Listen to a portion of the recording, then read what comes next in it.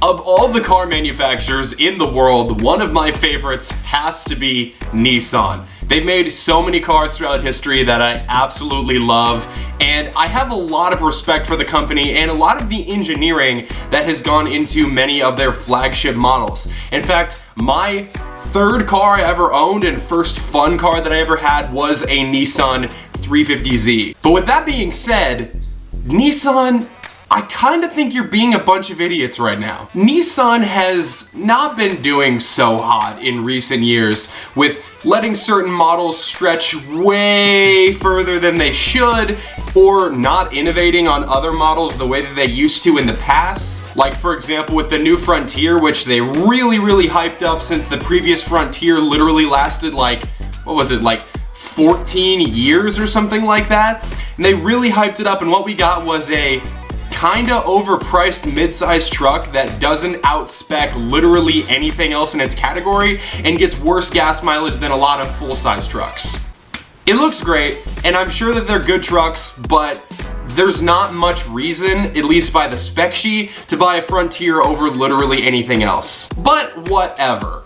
The big thing though that's really getting me is the new Nissan Z. And I was so excited for the new Nissan Z when it came out. A lot of people from the beginning were kind of skeptical about the looks, but personally I absolutely loved the looks of the Nissan Z Proto when it dropped, and I was so excited for this car to come out and to really revive and breathe fresh life into the Nissan Z car name, as obviously a previous owner, a Z car fan. I even really tried to see if there was a way that I could be able to afford one a couple years down the road, and I looked into my finances and everything and thought that if it started under 40 grand, like they were saying, then I was really going to try to make it work. And true to their word, it did start under 40 grand by $10. The car started at $39,990, which is, true to their word, under $40,000. But I think a lot of us could agree is a little bit misleading. They could have just said it'll start around $40,000 and it would have been a pleasant surprise when it landed just under that 40 mark. Saying under 40 and it lands basically right at 40 is just a little disappointing. But I could get past that because at that price, it was undercutting both versions of the Supra, including the 4-cylinder version with more power than either one of them and a manual transmission. And that sounded absolutely fantastic until you looked into it and found that the base Nissan Z was not going to have a limited slip differential, which is so ridiculous. There should be no version of any new performance car that does not come with a limited slip from the factory. That's just absolutely ridiculous. All cars, especially ones that are pushing 400 horsepower, should have a limited slip diff. Not including that in the first place is stupid. But if it was like a $1,200 option, okay, I would give it a pass. But no, that limited slip diff was hidden behind a $12,000 package in the Z Performance. Now with the Z Performance package, you do get upgraded brakes, the limited slip, as well as a few other things. But regardless, $12,000 just to get into how the car should have come at a base level is really disappointing. And at that point, it's not any cheaper than a similarly equipped, basically base level inline 6 Supra. And that was the first example to me of Nissan being stupid. Because when the Mark V Supra came out, there was a lot of skeptics about it for the price that it was and for the performance that you got, and saying that it was just too expensive. Nissan had an opportunity to deliver a car with the same performance for cheaper. They hyped it up like that was exactly what they were going to do, and then just to get something that should have been included on the base model car in the first place, being the limited slip, you have to pay $52,000, which is about the exact same price as the Supra at that point. And after they started coming out, all of a sudden, the manual Supra fell into our laps. Toyota listened to what people said and delivered a manual Supra. And after a lot of comparison tests have launched, a lot of people have actually found that they prefer the driving experience of the Supra to the Nissan Z. And that alone is not something that I think we should hold against Nissan, because there's always going to be people that prefer different driving experiences from one car to the other. The Nissan Z has a different feel to it. A lot of people don't like it as much, but that alone I don't think should be a criticism. But what should be a criticism is Nissan being too blind to look at an obvious market example of exactly what they were about to do and why it is a stupid idea, and then just plunging along and doing it anyway. What is that decision? Well, it's the new Nissan Z Nismo. Now, they have made a Nismo version of a ton of different cars in the past, including Nissan Z cars. Both the 350Z and the 370Z of recent years had a Nismo package, and neither of them really added a crazy amount of performance. Some, torsional rigidity changes, some changes to cooling, and just a little bit more power on both of them. But overall, it's kind of a refined, slightly more track-focused version of those cars. So I'm not expecting some crazy huge changes to the Nissan Z Nismo, but what we actually got is honestly incredibly disappointing. As far as power goes, like I said, both the 350Z and 370Z Nismo had a little bit of an increase in power, but nothing much. And this car follows that same formula, being that it has 420 horsepower.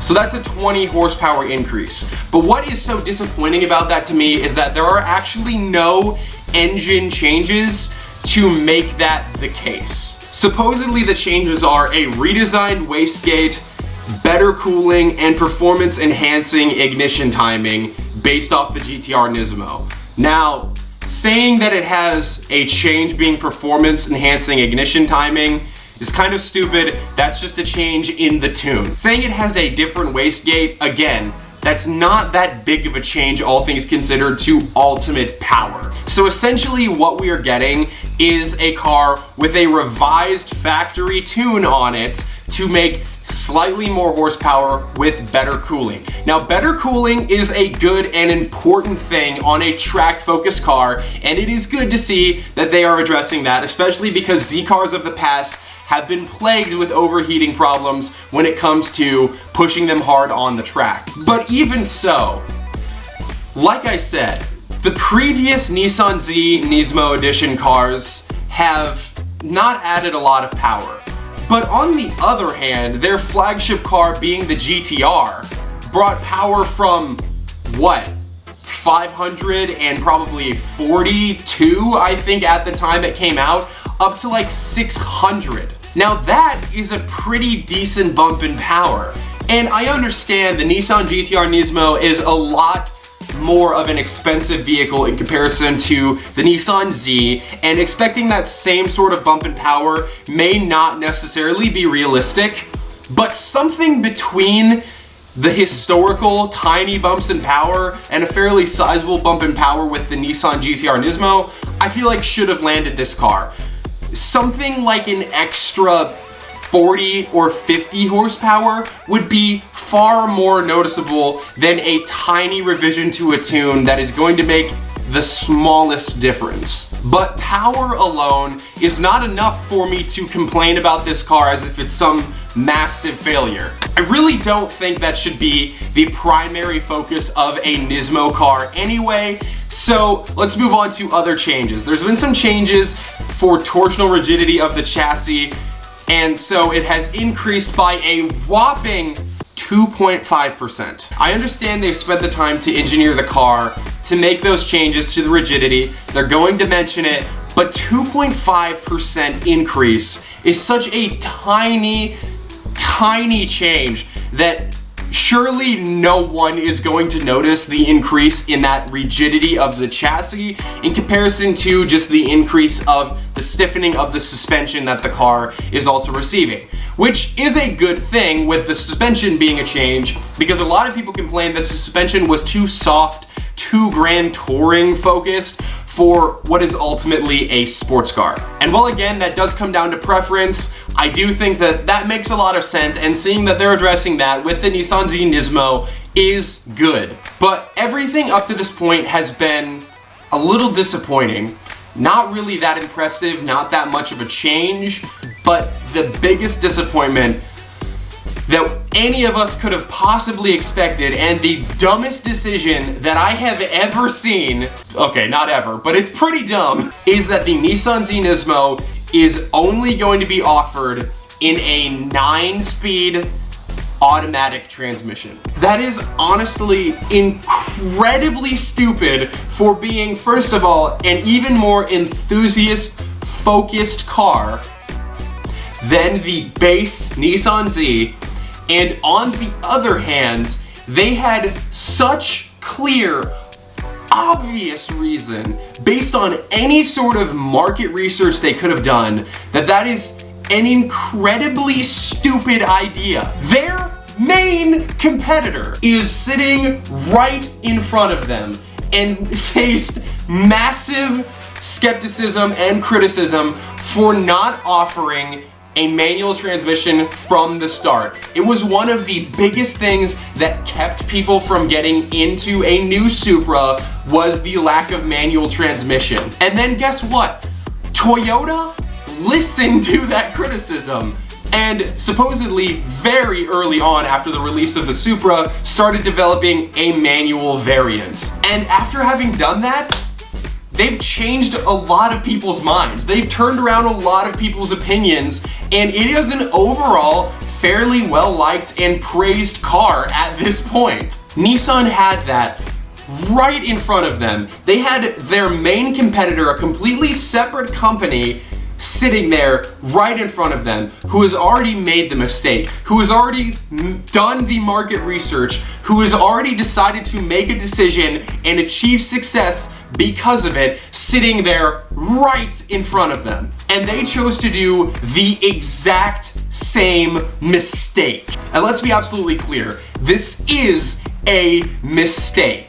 I'm sure what they think they're doing is making the most track-focused Z even more track-focused, in the sense that it has the best performance or highest performing whatever transmission only available. And yes, I'm sure this 9-speed automatic transmission shifts much, much faster than a human being would be able to do with a third pedal, but this is a car made for enthusiasts. There has been an outcry from enthusiasts for the longest time to not drop manual cars. There are plenty of brands that are making it more of a thing to offer manual cars, and offering more cars in manual than previously before when it comes to the enthusiast market. Now, that is not a widespread thing. We see a lot of manuals going away in different companies as well, even on the enthusiast side of things. But even so, the Save the Manuals thing has been a noticeable effort, and a lot of companies have been listening. Nissan is a company that is so focused with their Z cars on the enthusiast market, and they just absolutely dropped the ball on this one. And there's really two things that just make me so annoyed about this decision, which is, number one, with the new Z, there's been such a focus on the heritage and purity, or whatever you want to call it, of the Nissan Z. There's so many callbacks on this car to previous generation Zs. It has the Nissan 300ZX inspired taillights. It has the 240 or 260 or 280Z inspired front end and grille. The overall lines of the car look very 60s or 70s Z car. Like previously mentioned, the front end of the car is overall inspired by.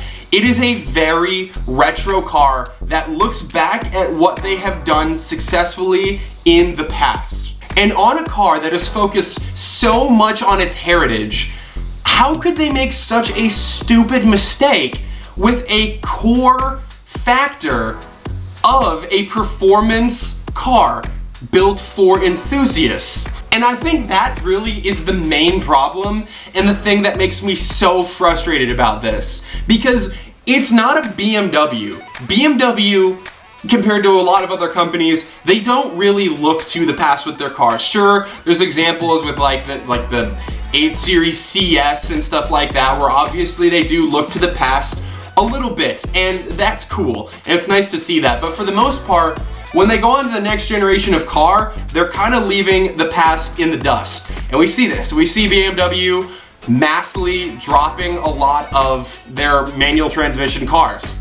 And it's understandable, that's what they do as a company. They're focused on the future. This Nissan Z is a car that is focused very heavily on the past, what they have done, generations of loving the Nissan Z. And they left out a core feature of those cars of the past. Secondly, I understand that Chris Forsberg races for Nissan on Formula Drift, and he is very well known. He's a fantastic driver, seems like a great guy. They're going to use him for marketing.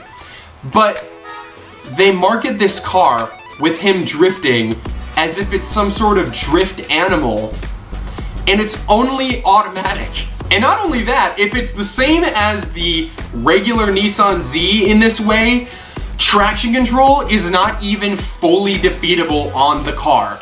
So marketing it as a basically car drifting doesn't make any sense if they have not made changes to that in the first place. And also, choosing to have their Formula Drift driver drift the car for marketing, Formula Drift cars are not automatics. The Nissan Z Formula Drift car that is driven by Chris Forsberg is not an automatic. It's great to see Chris Forsberg, obviously. Like I said, he's a fantastic driver, seems like a fantastic guy. But this is a track-focused car. That is the point of it. That is generally what they are saying. So that does not really coincide with drifting in that sort of way, at least in my opinion. A track-focused car and a drift car, they're two very different things, of course. So why did you have your drift driver market your car for drifting when it is supposed to be a track-focused car that is automatic?